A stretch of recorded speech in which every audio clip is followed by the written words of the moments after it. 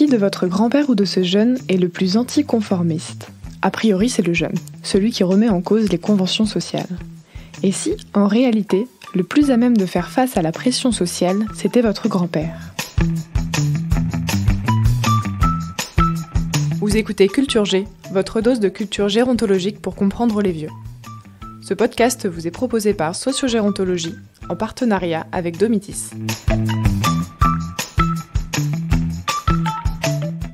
Jeunes et vieux seraient opposés par les valeurs qu'ils portent. Les jeunes seraient progressistes, ouverts d'esprit et anticonformistes, tandis que les vieux seraient plutôt réactionnaires, conservateurs et conformistes. Et si en réalité c'était les vieux les plus anticonformistes ? Si au lieu de fantasmer les valeurs de ces deux groupes sociaux, nous les observions, nous remarquerions que ceux du groupe des jeunes sont plus nombreux à suivre la mode, à s'acheter le dernier téléphone ou à partir en vacances dans le dernier lieu instagrammable du moment. Les jeunes ont davantage tendance à adopter les codes de leur groupe social d'appartenance en adaptant leurs attitudes et comportements. Quant aux vieux, ils sont moins sensibles aux pressions normatives et à l'influence du groupe d'appartenance. C'est pour cela que les psychologues considèrent que les vieux sont plus anticonformistes que les représentations sociales liées à leur âge ne le laissent supposer. Le conformisme est ce qu'on appelle en psychologie sociale un processus d'influence. Et c'est un sujet très étudié qui a pour but de répondre à la question « Comment la présence d'autrui influence-t-elle vos décisions ?» De célèbres études ont été menées, comme celle de Solomon Asch, pour démontrer la puissance de cette influence d'autrui sur soi et son comportement.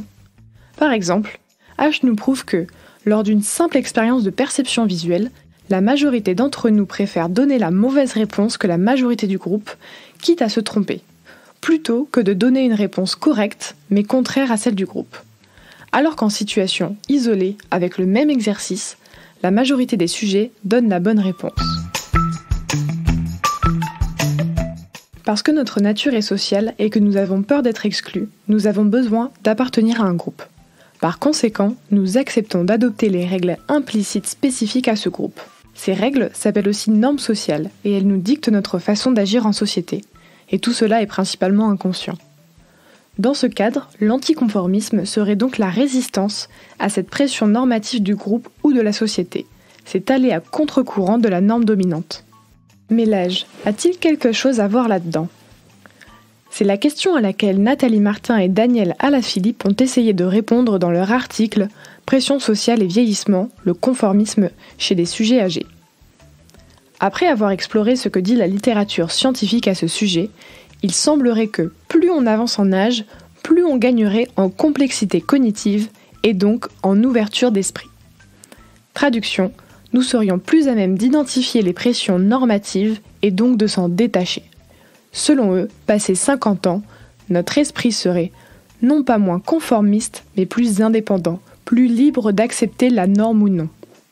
Cependant, dans la suite de leur étude, ils démontrent au cours d'une expérimentation que cette tendance ne perdure pas toujours avec l'arrivée au grand âge et les pertes physiques qui adviennent. Ils tentent de comprendre ce résultat en supposant que les personnes âgées qui ont moins confiance en elles et en leurs capacités se soumettent davantage aux avis d'autrui et aux normes sociales. Les seniors restent donc influençables, comme nous tous, notamment lorsqu'ils perdent confiance en eux. L'enjeu alors est de préserver une grande estime de soi. Plus facile à dire qu'à faire dans une société où il fait bon d'être jeune. Que pouvez-vous donc faire ? Un choix.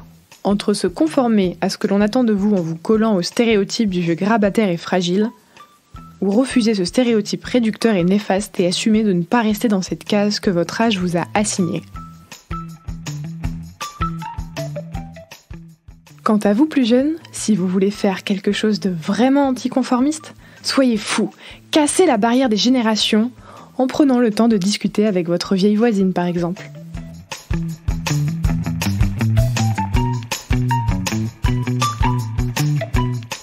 Retrouvez les sources utilisées dans ce podcast en description et je vous dis à la semaine prochaine pour un nouvel épisode de Culture G.